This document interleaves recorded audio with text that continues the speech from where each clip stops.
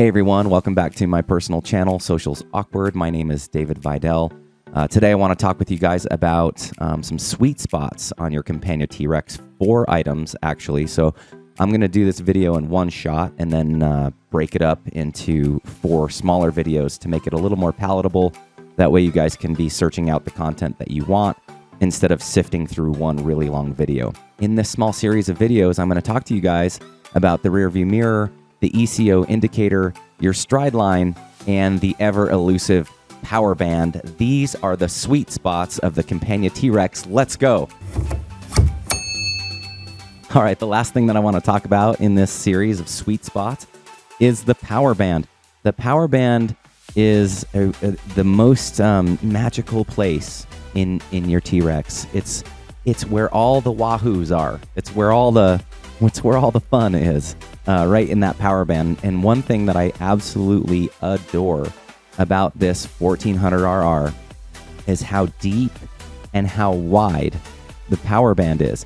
Now, the power band is the point in the RPM range that the engine makes the most power. It's usually the point where your climbing horsepower meets peak torque. And most engines will make peak torque before they make peak horsepower, and torque usually falls off before horsepower peaks. And so there's this spot in your TRex on your if you're watching your tachometer, there's this spot like this pie-shaped wedge where all the fun happens. And you know when you hit it, you know when your power band hits, because your TRex will already be pulling you into the back of your seat. But then when you hit your power band, man, it's like nitro meets glycerine, and you just take off like a rocket. So much fun. And every machine is different. I'm going to share with you guys where my power band is. I imagine yours is somewhere close to where mine is, but probably not exactly the same. And for you speed junkies, you guys are going to really, really dial in your power band to very, very precise numbers. I keep mine working in generalities, and I'll explain why here in just a second. But you know, it's different on every machine. I had a Honda XR with like a dirt bike, and that, you know, they don't even have a tachometer. You just have to listen for it, and you can hear where that power band hits. And so, you know, you hit that power band because that's where the wheelies happen. You know, that's like where all the fun stuff happens. I had a CBR 600.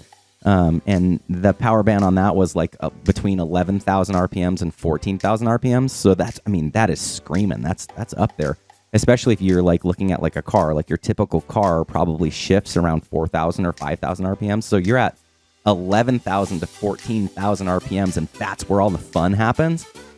So pretty cool, just like a different machine. In contrast, on my Harley, the power band's between 2,500 and 4,000. I mean, it's just absolute dog.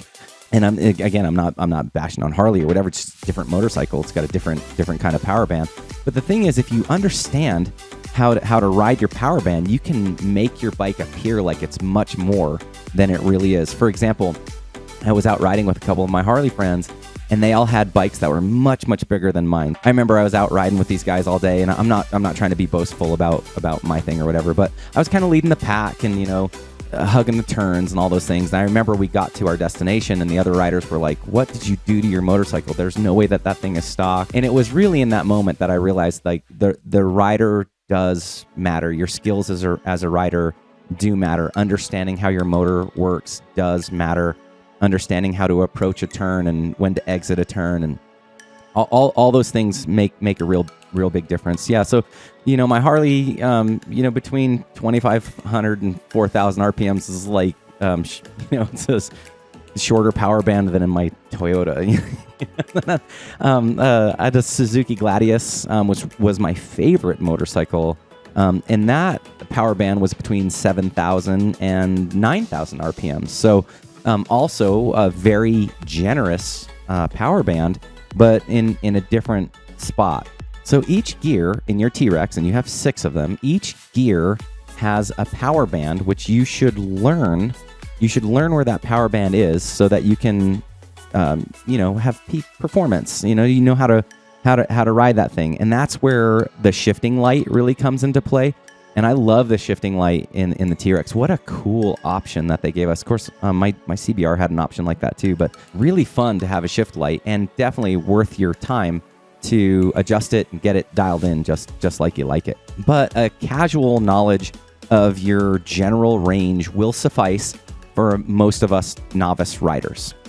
It's perfectly fine. Like if mine is from 7 to 9, I don't need to act. It doesn't have to be like 6.8 to 9.5. Like, so that maybe if you're on the track, if you really want to dial in, like I totally get it. But for most of us, we can just work in generality. So for example, the power band in first gear, which you really shouldn't be using the power band first gear, because you just don't want to wrap your first gear out. Like your first gear is just get you off the line. So you want to flirt with the power band, but not actually roll right on through it. Plus, if you get past the power band, more towards the red line, if you get past that power band, it can actually make shifting into second gear more difficult, and you can kind of jam up getting into second gears. So you want to kind of avoid doing that. You want to just, like I said, you want to kind of flirt with the power band in first and second gear, and then really ride it out third, fourth, and fifth. For example, the power band might be between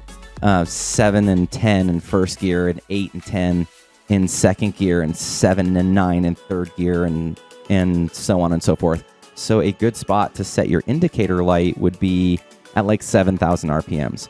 Now, I suggest that riders who are comfortable using their power band set that light at the beginning or just inside of their power band. And here's why. By the time you recognize that that light is on and you react to that light, aka shifting gears, if you're still hammering on the gas, you're going to be towards the end, if not past your power band by the time you shift. It happens that fast. That's why you want a bigger power band, because remember, that's where all the woohoos are. That's where all the fun is. So that's why you want a machine that has a bigger power band, because a bigger power band means you get to spend more time in the fun zone. And that's, again, one thing I love about this 1400RR.